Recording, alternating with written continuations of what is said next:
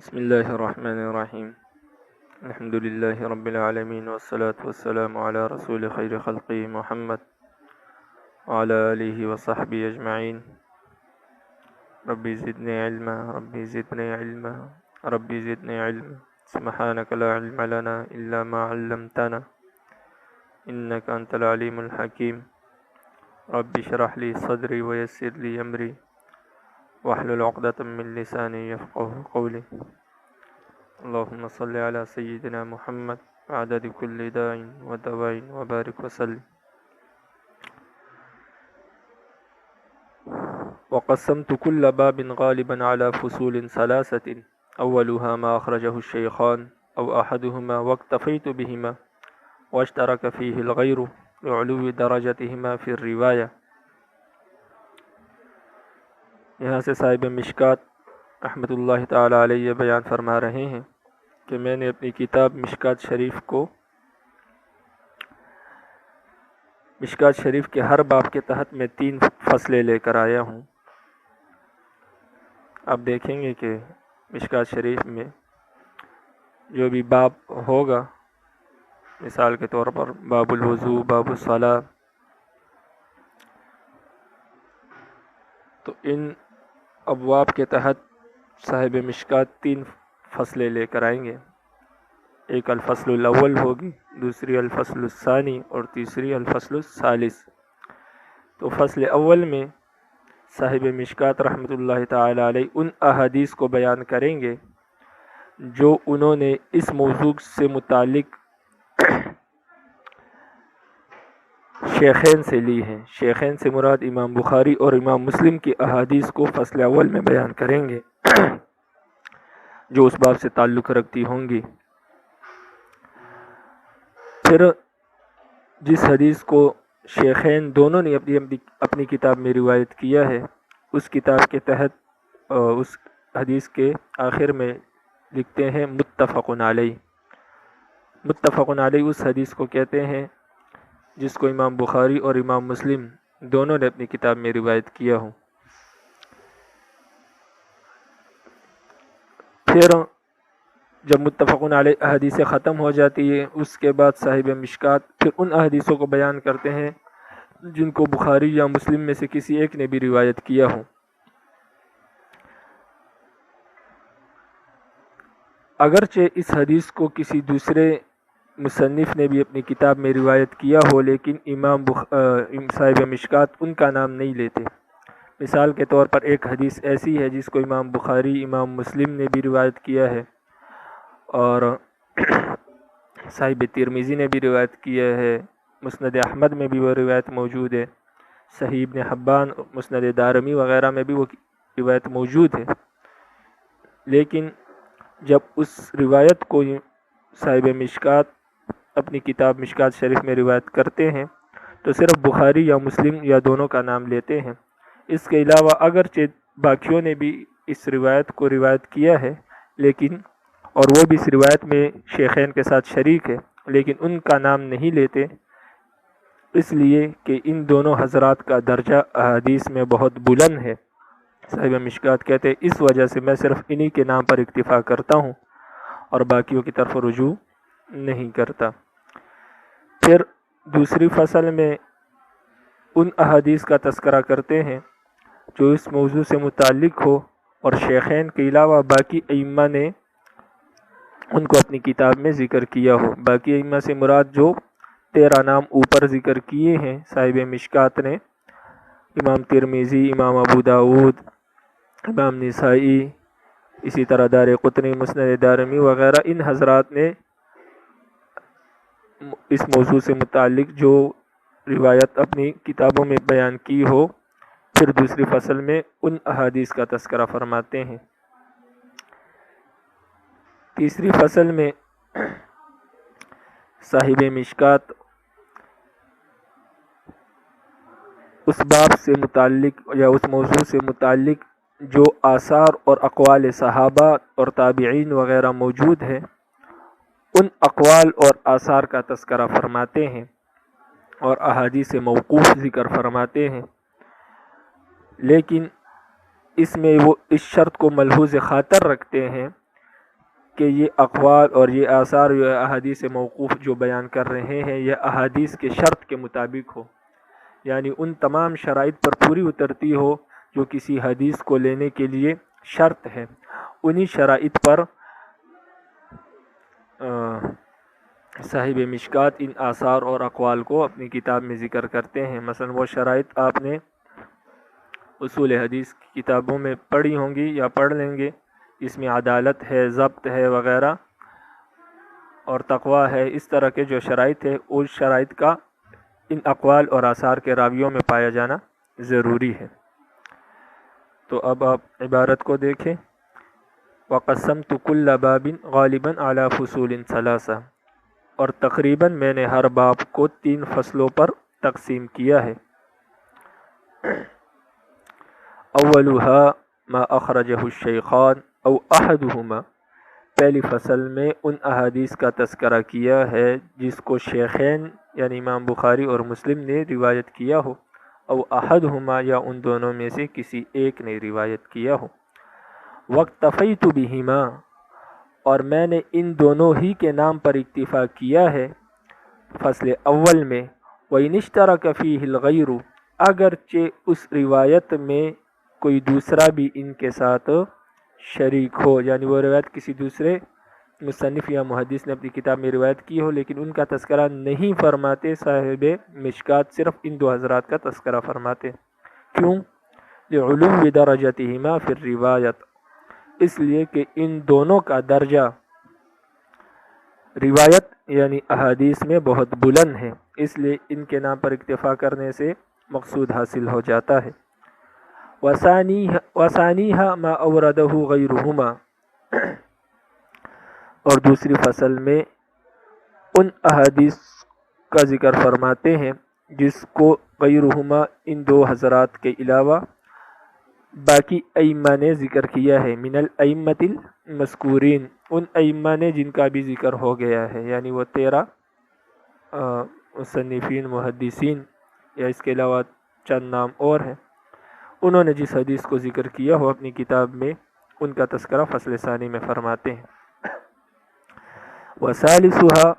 اور اس باب کی تیسری جو فصل ہوتی ہے، مشتمل علی مان الباب من ملحقات مناسبۃ،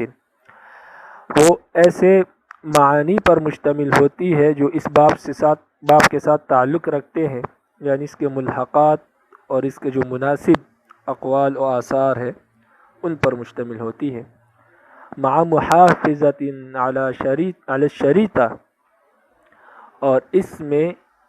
احادیث کی شرط کو ملحوظ خاطر رکھا جاتا ہے ان آثار و اقوال میں۔ وَإِنْ كَانَ مَأْثُورًا عَنِ السَّلَفِ وَالْخَلْفِ، اگرچہ یہ اقوال سلف اور خلف سے منقول ہے اور مشہور ہے لیکن اس کے باوجود بھی حدیث کی شرط اس میں لازمی رکھی گئی ہے کہ وہ حدیث کی شرائط پر پوری اترے۔ ثم انك ان فقدت حدیثا فی باب فذلك عن تقرار اسقطه، یہاں سے صاحب مشکات یہ ذکر کر رہے ہیں کہ آپ کو معلوم ہے کہ اصل میں مصابیح السنہ جو کتاب ہے اس کا تکملہ ہے مشکات شریف، تو فرماتے ہیں کبھی کبھار آپ یوں بھی دیکھیں گے کہ ایک باب کے تحت مصابیح السنہ میں ایک حدیث موجود ہے لیکن وہی حدیث جب آپ مشکات میں اس باب کے تحت دیکھیں گے تو وہ حدیث آپ کو نہیں ملے گی، وہ حدیث مشکات میں موجود نہیں ہوگی۔ تو کہتے اس کی وجہ یہ ہے کہ وہ حدیث کسی دوسری جگہ ذکر کی گئی ہوتی ہے، تو اس تکرار کی وجہ سے میں نے اس طرح کی احادیث کو باقی مقامات سے کیا کر دیا ہے، حذف کر دیا ہے، ساقط کر دیا ہے، تاکہ تکرار لازمہ نہ آئے، ایک حدیث کا بار بار سامنے آنا اور بار بار ذکر ہونا یہ لازمہ نہ آئے۔ تو اس تکرار کی وجہ سے میں نے بعض مقامات پر بعض احادیث کو ساقط کر دیا ہے اور حذف کر دیا ہے، تو اس کا ذکر فرماتے ہیں ثم انک، پھر اگر آپ ان فقدت حدیثا کسی حدیث کو نہ پائیں، فی باب کسی باب میں، فذلک عن تقرار اسقطہ، تو یہ کسی تکرار کی وجہ سے میں نے اس کو ساقط کیا ہے۔ وإن وجدت آخر بعضه متروكا على اختصاره أو مذموما إليه تمامه فعن داع اہتمام اترکه وألحقه. فرماتے ہیں کہ بعض حدیثیں آپ دیکھیں گے مشکات میں کہ ایسی ہے کہ پوری حدیث کا ذکر نہیں کیا گیا، بلکہ حدیث کا بعض حصہ ذکر کیا گیا ہے اور بعض حصے کو حذف کر دیا گیا ہے. یا آپ دیکھیں گے کہ ایک حدیث کا کچھ حصہ ذکر کیا ہے اور اس کے ساتھ دوسری حدیث کو بھی فی روایت ذکر کر کے دوسری حدیث اس کے ساتھ ملا دی گئی ہے، یعنی ایک حدیث کے ساتھ دوسری حدیث کا اضافہ کیا گیا ہے. تو کہتا ہے یہ کسی مقصد کے تحت کیا گیا ہے، اور کسی مقصد کے تحت میں نے کسی حدیث کو مختصر کیا ہے اور کسی حدیث کے ساتھ دوسری حدیث کو ملحق کیا ہے. تو کہتے ہیں یہ کسی غلطی اور غلط فہمی کی وجہ سے نہیں ہوا. یعنی بعض حدیث طویل ہوتی ہے لیکن اس کا کچھ حصہ باب کے ساتھ مناسبت رکھتا ہے تو وہ اس کا ذکر کر دیا گیا، اور بعض حدیث ایسی ہوتی ہے جس کے کسی آخری حصے میں کوئی ایسا لفظ ہوتا ہے، کوئی ایسی بات ہوتی ہے جو باب کے ساتھ تعلق رکھتی ہے، تو اس کو کسی دوسرے حدیث کے ساتھ ملا دیا جاتا ہے تاکہ بات سمجھ میں آ جائے. یا ایک حدیث دوسرے کی تفسیر ہوتی ہے تو صاحب مشکات اس کو دوسرے حدیث کے ساتھ لاحق اور ملحق کر دیتے ہیں. تو اس کا ذکر فرما رہے ہیں وَإِنْ وَجَدْتَ آخَرَ بَعْضَهُ مَتْرُوكًا، اگر آپ حدیث کے بعض کسی حدیث کے بعض حصے کو متروک پائے یعنی نہ پائے علی اختصارہ تو اس کے مختصر کرنے کی وجہ سے، او مضموماً الیہ تمامہ یا اس کے ساتھ کسی حدیث کو لاحق کیا گیا ہو، ملایا گیا ہو، فعن داع اہتمام تو یہ کسی مقصد کے تحت کیا گیا ہوگا، اترکہ و الحقہ، فعن داع اہتمام تو یہ کسی اہتمام اور مقصد کے تحت اترکہ میں نے اس حدیث کو ترک کیا ہوگا یعنی اختصار کیا ہوگا، او و الحقہ اور یا کسی حدیث کے ساتھ کسی دوسری حدیث کو ملحق کیا ہوگا. وَإِنْ عَثَرْتَ عَلَى اخْتِلَافٍ فِي فَصْلَيْنِ مِنْ ذِكْرِ غَيْرِ الشَّيْخَيْنِ فِي الْأَوَّلِ وَذِكْرِهِمَا فِي الثَّانِي فَاعْلَمْ أَنَّ بَعْدَ تَتَبُّعِ كِتَابِ الْجَمْعِ بَيْنَ الصَّحِيحَيْنِ لِلْحَمَيْدِي وَجَامِعِ الْأُصُولِ اعتمدت على صحيحين الشيخين ومتنيهما. یہاں سے یہ ذکر کر رہے ہیں کہ بعض حدیث آپ کو ایسی ملیں گی جو مصابیح السنہ میں آپ اس کو دیکھیں گے کہ وہ حدیث جو ہے فصل اول میں ذکر کی گئی ہے اور شیخین کی طرف اس کی نسبت ہے، یعنی امام بخاری اور امام مسلم کی طرف. لیکن وہی حدیث آپ مشکات میں دیکھیں گے کہ فصل اول میں نہیں ملے گی بلکہ فصل ثانی میں موجود ہوگی اور اس کی نسبت کسی دوسرے محدث کی طرف ہوگی، شیخین کی طرف نہیں ہوگی. اور یا اس کے برعکس ہوگا کہ کوئی حدیث مصابیح السنہ میں فصل ثانی میں ہوگی اور شیخین کی طرف اس کی نسبت نہیں ہوگی،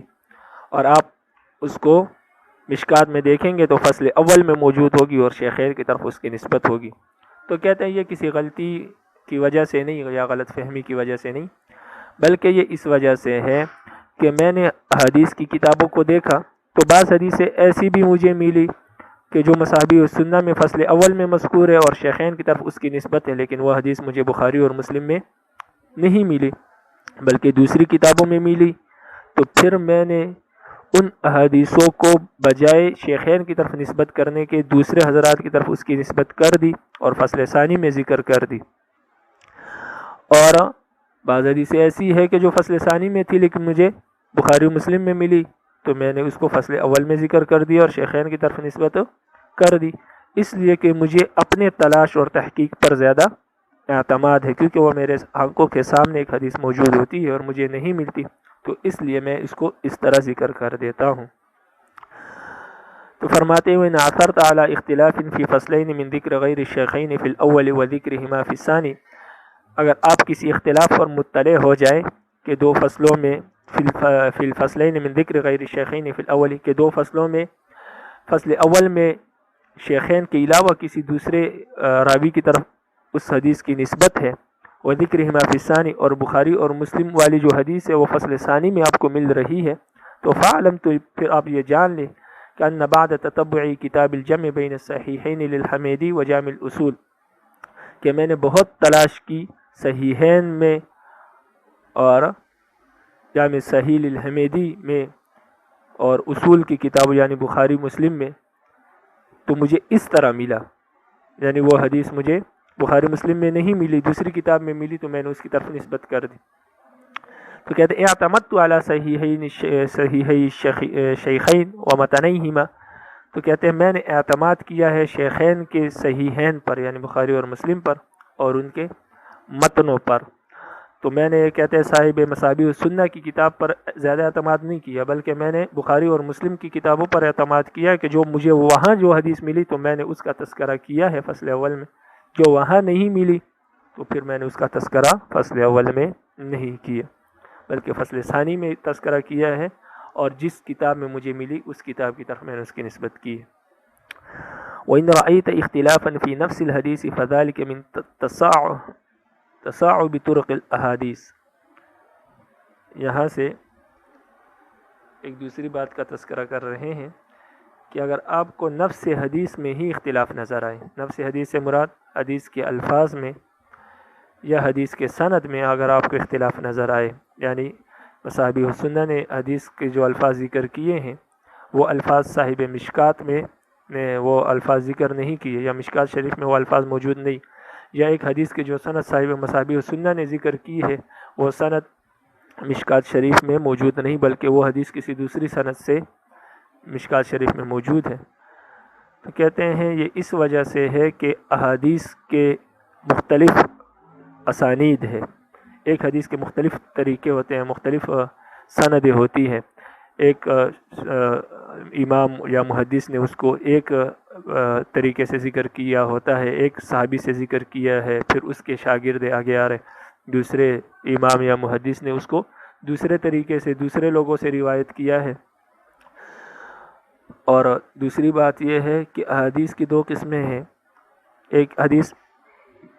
لفظی اس کو کہا جاتا ہے، جو حدیث لفظاً بلفظاً اسی طرح ذکر کی جاتی ہے، جو الفاظ آپ صلی اللہ علیہ وسلم کی زبان اطہر سے نکلے ہیں وہی الفاظ صحابی یاد کرتا ہے اور آگے چلتے ہیں۔ دوسری بات روایت بالمعنی ہوتی ہے، یعنی معنی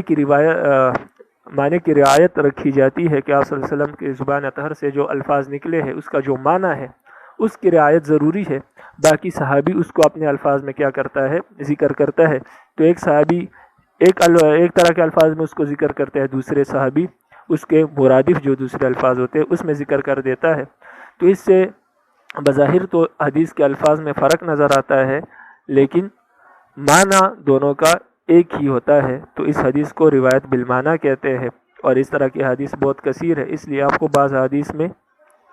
کہ حدیث نظر آئیں گی جن کا معنی تو ایک ہی ہوگا لیکن الفاظ مختلف ہوں گے۔ تو کہتے ہیں اس طرف صاحب مشکات اشارہ کر رہے ہیں کہ اگر کوئی ایسی حدیث آپ کو ملے کہ جس کے الفاظ میں فرق نظر آئے یا سند میں فرق آئے، تو یہ اس وجہ سے ہے کہ حدیث کے مختلف طریقے ہوتے ہیں، مختلف اسانید ہوتی ہے۔ تو صاحب مصابیح السنہ کو جس طریق اور جس سند سے وہ حدیث ملی ہے، مجھے اس سند اور طریق سے وہ حدیث نہیں ملی، تو میں نے جس سند اور جس طریق سے وہ حدیث حاصل کی تو اس کے الفاظ مختلف ہے